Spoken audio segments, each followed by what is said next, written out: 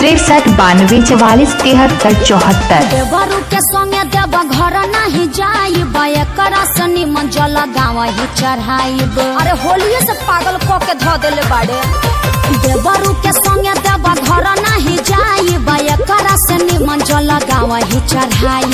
रहे सहे के नयन का सहूर बा बानर के लक्षण इनका में भरपूर बा। लौका तुरले बनी का मन करता कि नहीं हर काल है भाग जाए का। फौजी के लोग ना जाला का अंकल कहीं सावन में रहा तारा सन का। हाँ? भतीजवा के माई जाई का पूछो सदेवा घर जाई का।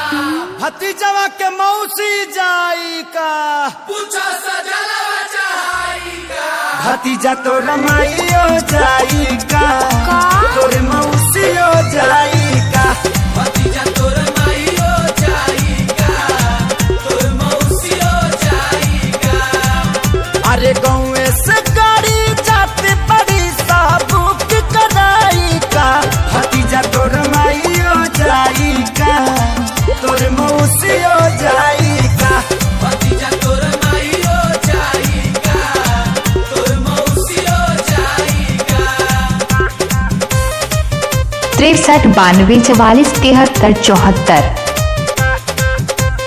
देवघर में मिले शंखा पोला हो चला किली हो फौजी।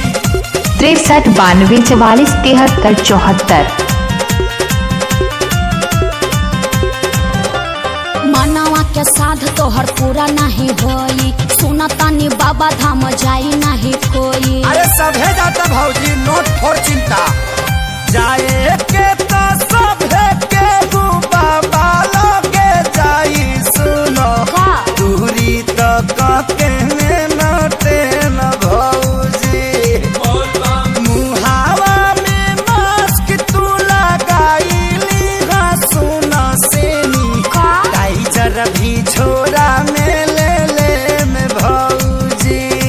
तहर कहाला से गवर्नमेंट बोल मान जाई का। करनवा के माई मुर्दाबाद मुर्दाबाद मुर्दाबाद। गाला फाड़े लगल लोग। भतीजा तोर माईयो जाई का तोर मौसियो जाई का। भतीजा तोर माईयो जाई का। दीपक जी आपके गांव का नाम क्या है? मेरा। दीपक जी आपके गांव का नाम क्या है? मेरा।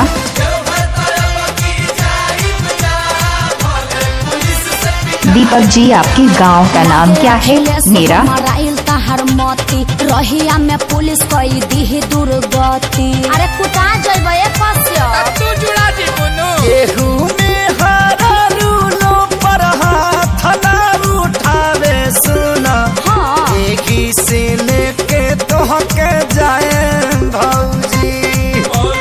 हर साल बाबा लगे हाजिरी लगवल बानी असु भी जलवा चढ़ाए भौजी। एक खेसारी तोहर दहिया दर्द झेल पाई का। भैंसी के दूध पी के बॉडी बनल बा। चाचा तू शौक ना पाइबा। चुप तोहरा माई के मास्टरी में 4 हाली नौकरी लगावो। एके पंचायत में पढ़ाई।